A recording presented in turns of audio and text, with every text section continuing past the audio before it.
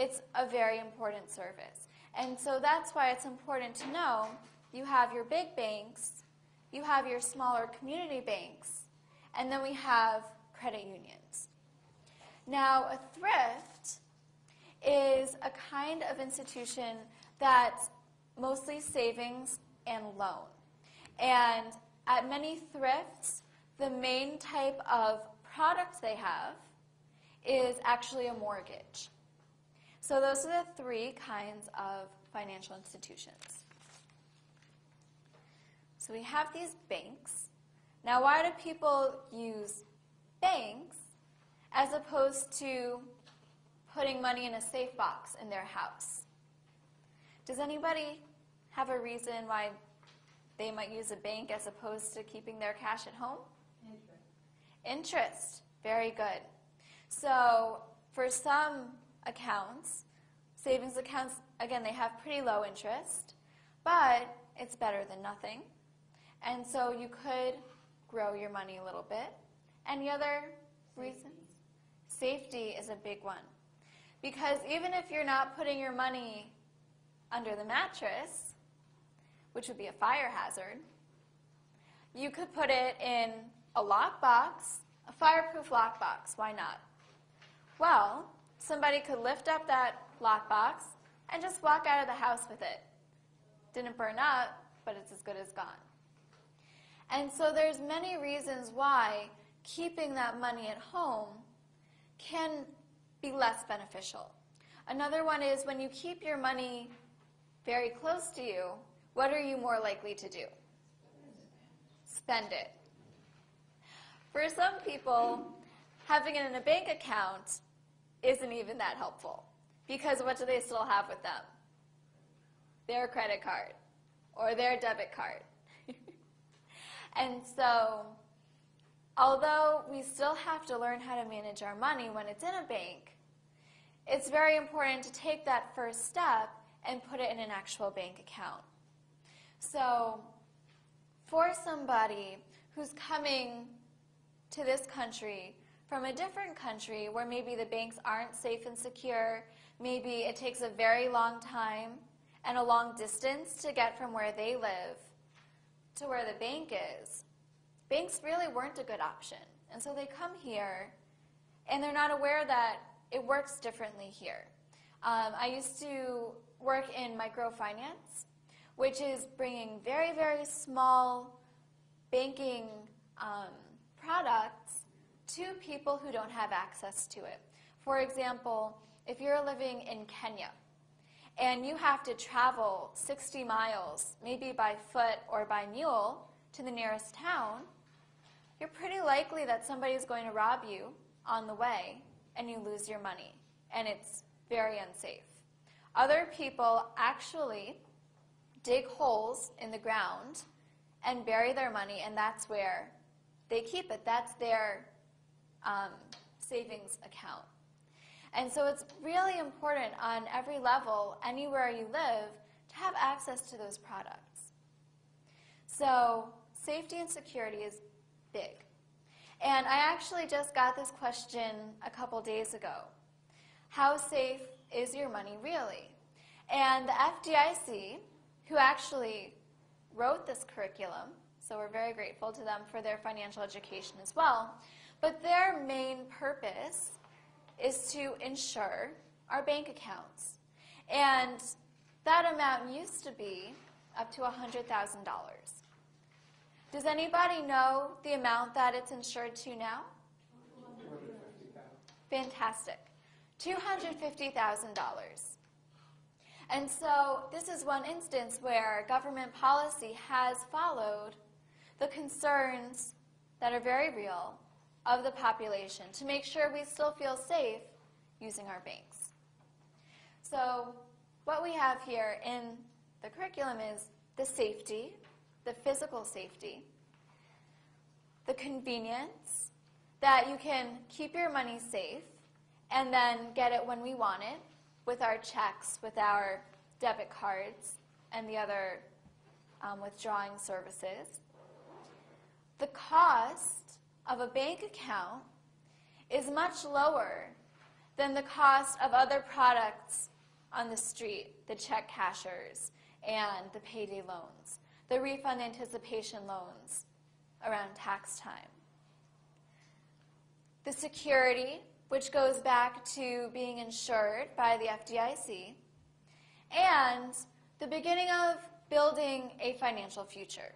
Because once your money is in that bank account, whether it's a checking account or a savings account or something else, you can keep it there safe and then leverage it into a different kind of financial product and build your wealth from there.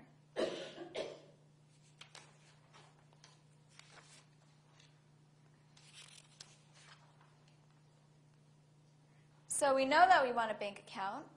And how many people here have bank accounts? Great.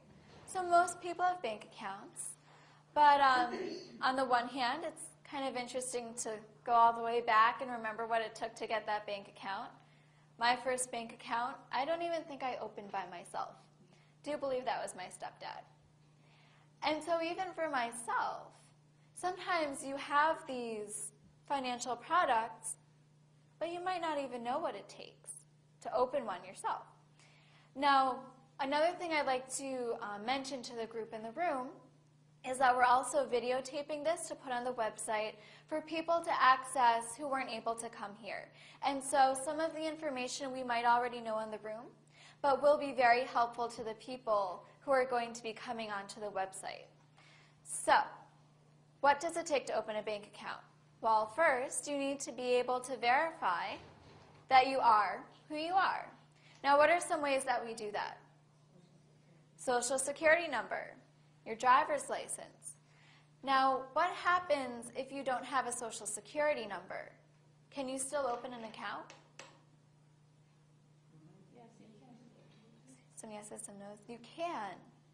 And that's a really important point for a lot of people.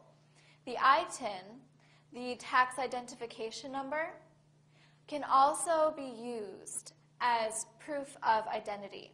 So even people who don't have social security numbers, you know, they're working in this country, they're making money, they're paying taxes to the government, they also have that right to open a bank account and grow the wealth that they're starting to build.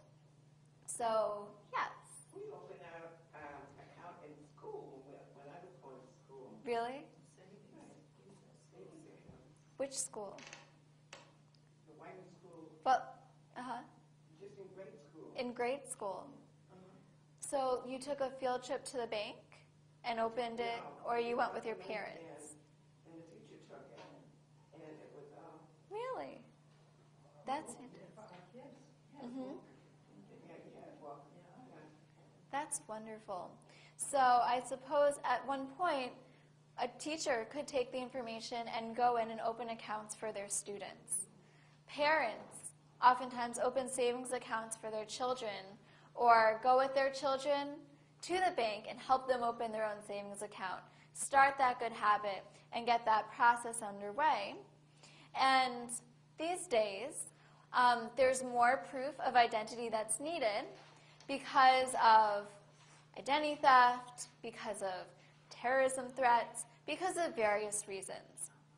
And so if a person can go with their teacher, if a person can go with their parent, or even take that first step on their own, bringing those pieces of identification and going and opening that account is really, really important. So we know how to open an account. We know that we want one. But where do we go? We know we have these big banks, small banks, credit unions, something called a thrift. How do we choose? So I have a handy checklist that I'm going to hand out to everybody. See if any of these questions are ones you already know. See if some of them might make you think a little bit. Maybe you think of somebody you know who could use this information. A friend, a neighbor, a child or grandchild. And pass the information along to them.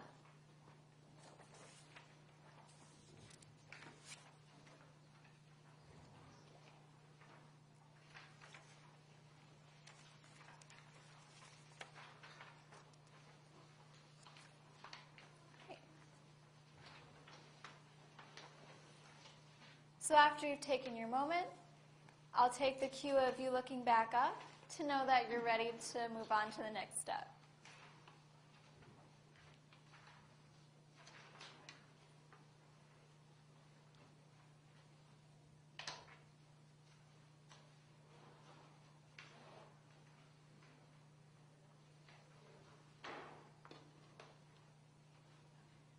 Wonderful. Does anything pop out at you? Did anything surprise you or make you think? You're welcome to raise your hand and tell me. Yes. What fees will be charged? What fees will be charged? That's a really important one. And actually, with that pop-out question to ask, we're going to move on to the next section because it talks a little bit about fees. So we've gone to the bank and we've got the information to open an account. And one of the questions we have asked is, what are the fees? Something else we might have asked is, what are the minimum amounts? What's the smallest amount that I need to put into the account initially to open it? What's the smallest amount that I can have in the account at any one time so that I don't incur extra fees, or so that the account isn't threatened to be closed? And so knowing those numbers is really important, and remembering them and keeping track of it. Because it's not just that initial knowledge, but I'm sure that the best of us have done it. We've overdrawn on our accounts because that little debit card is just too slippery. And so not only might we incur an overdraft fee, but you might also incur a fee if you have to keep a minimum amount in that account. So that's two different fees that you really shouldn't have had to pay to the bank anyhow. So keeping an eye on that is really important. So with deposit accounts, like a checking account, you put in your money and you make withdrawals in various ways. You can write a check, you can use your debit card, you can go to the teller and get cash, you can get something called a cashier's check or a money order. And so there's different ways to withdraw. And there's different ways to deposit. You can bring a deposit slip to your bank, right up to the teller. You can put it into the ATM machine. At Bank of America these days, you don't even need an envelope to deposit your checks or your cash. Somebody asked about ACH, and so that's automatic withdrawals to pay your bills. There's also electronic fund transfers. This is kind of similar. It doesn't necessarily have to be for a bill. And so, for example, at my company, we have something called a debt management program. We help people to pay off their credit card debt. So what many of them do is they have a certain amount of money transferred electronically from their bank account into our bank account, and from there we distribute the money to the different financial institutions that we've been under contract to pay. So the person with the question about ACH, is there something in particular you wanted to know or that I could explain? If you write a check to a company and they process it using ACH rather than processing it like a check, the check never comes back on your bank statement. There's no image of the check. So I will also throw out a caveat.